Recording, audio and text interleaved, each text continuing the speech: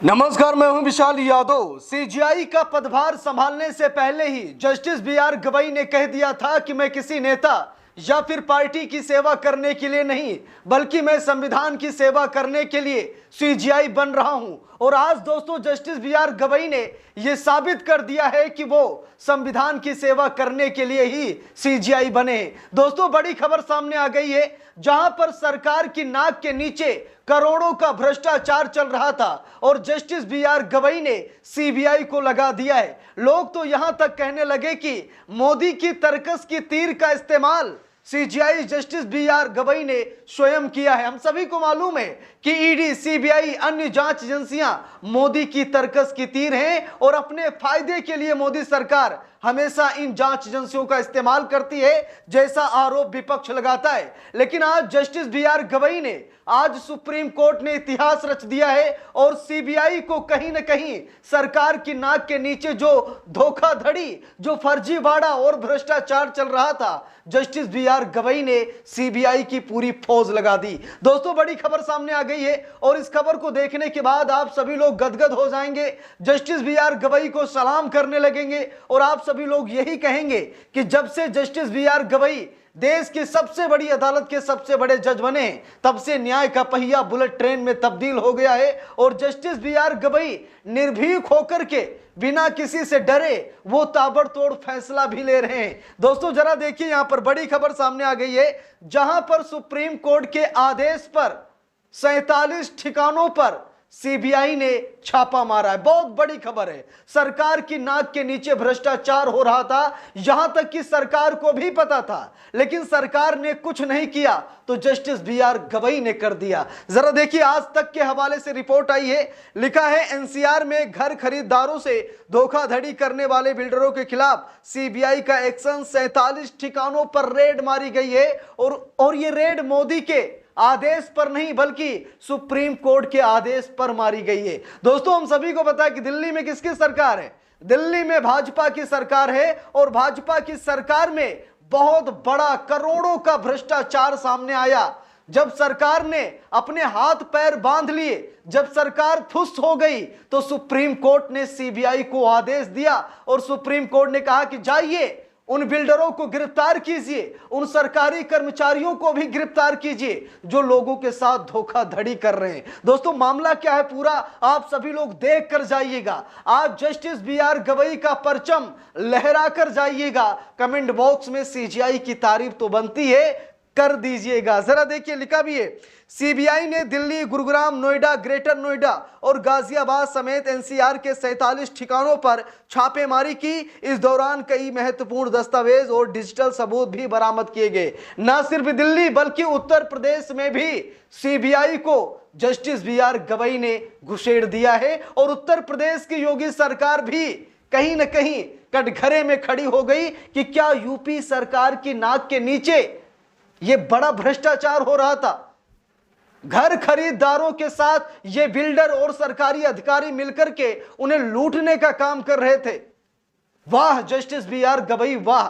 जरा यहां पर देखिए दोस्तों, खबर में लिखा है, सुप्रीम कोर्ट के आदेश पर सीबीआई ने एनसीआर में घर खरीदने का सपना देख रहे हजारों लोगों के साथ धोखाधड़ी करने वाले बिल्डरों और कुछ वित्तीय संस्थानों के अधिकारियों के खिलाफ बड़ी कार्रवाई की है। इस पूरे घोटाले में बिल्डरों और कुछ फाइनेंशियल संस्थानों के अधिकारियों की मिलीभगत की बात सामने आई है। सीबीआई ने एनसीआर के अलग अलग बिल्डरों और अधिकारियों के खिलाफ 22 एफआईआर दर्ज की और 47 ठिकानों पर छापेमारी की है।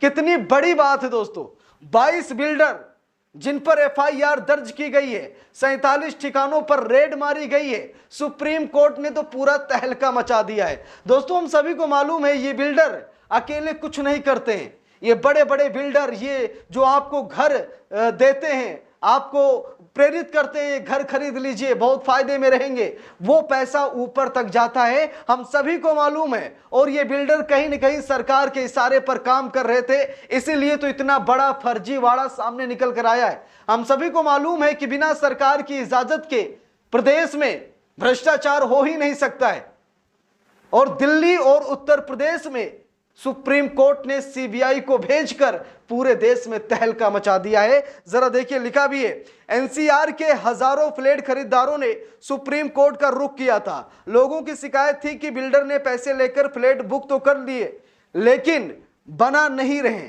ऊपर से बैंक घर खरीदारों पर ईएमआई के लिए दबाव बना रही है। इसके पीछे सबवेंशन स्कीम नाम की एक नई तरकीब का इस्तेमाल हुआ, जिसमें बिल्डर, बैंक और लोन लेने वाले के बीच एक समझ होती है कि ईएमआई बिल्डर देगा, लेकिन बाद में सारा बोझ खरीदार पर डाल दिया गया। दोस्तों, बात यह है कि जो खरीदार होते हैं वो सारा पैसा बिल्डर को दे देते हैं और बिल्डर ईएमआई भरता है बैंक की। लेकिन यहां हो क्या रहा था? यहां यह हो रहा था कि वो जो बिल्डर था वो सारे पैसे रख लेता था और ईएमआई का बोझ खरीदार पर डाल देता था। यानी कि बहुत बड़ा भ्रष्टाचार चल रहा था। और शायद कुछ ऐसे लोग होंगे जो हमारी वीडियो देख रहे होंगे, वो लोग भी शायद शिकार हुए होंगे। आप लोगों ने बिल्डरों को पैसा दे दिया, उसके बावजूद बैंक से जो लोन लिया गया उस लोन की ईएमआई जो बिल्डर देता, लेकिन वो आपको देनी पड़ रही है। इसी मामले को लेकर हजार लोग पहुंच गए सुप्रीम कोर्ट और सुप्रीम कोर्ट ने बहुत ही जबरदस्त आदेश जारी किया।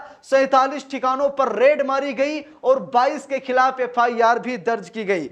देखिए, यहां पर लिखा भी है, सुप्रीम कोर्ट ने अप्रैल 2025 में सीबीआई को इस पूरे मामले की जांच के लिए 7 प्राथमिक जांच यानी पीई दर्ज करने को कहा था। सीबीआई ने 3 महीने में 6 जांच पूरी कर कोर्ट को रिपोर्ट सौंपी। रिपोर्ट में बिल्डरों और फाइनेंशियल संस्थानों के अधिकारियों की मिलीभगत उजागर हुई, जिसके बाद सुप्रीम कोर्ट ने 22 केस दर्ज करने और सख्त कार्रवाई के आदेश भी दिए हैं। किन शहरों में हुई छापेमारी ये भी देख लीजिए। सीबीआई ने दिल्ली, गुरुग्राम, नोएडा, ग्रेटर नोएडा और गाजियाबाद समेत एनसीआर के 47 ठिकानों पर छापेमारी की। इस दौरान कई महत्वपूर्ण दस्तावेज और डिजिटल सबूत भी बरामद किए गए हैं। सीबीआई ने साफ किया कि जांच अभी चल रही है और भी सघन जांच होगी। और दोस्तों, ये कहा जा रहा है कि आने वाले दिनों में कुछ बड़े नामों का खुलासा हो सकता है। जरा गौर से देखिए ये रिपोर्ट, यहां पर देखिए लिखा भी है, सीबीआई ने साफ किया कि जांच अभी चल रही है और आगे और भी खुलासे हो सकते हैं। माना जा रहा है कि आने वाले दिनों में कुछ बड़े नामों पर शिकंजा कस सकता है। बड़े नाम कौन हो सकते हैं? शायद मुझे बताने की जरूरत नहीं है, क्योंकि हम सभी लोगों को मालूम है कि बिना सरकार के आदेश के, बिना सरकार की रजामंदी के, बिना सरकार के हाथ के इतने बड़े भ्रष्टाचार और घोटाले तो किए ही नहीं जा सकते। तो क्या इसमें सरकार भी लपेटी जाएगी?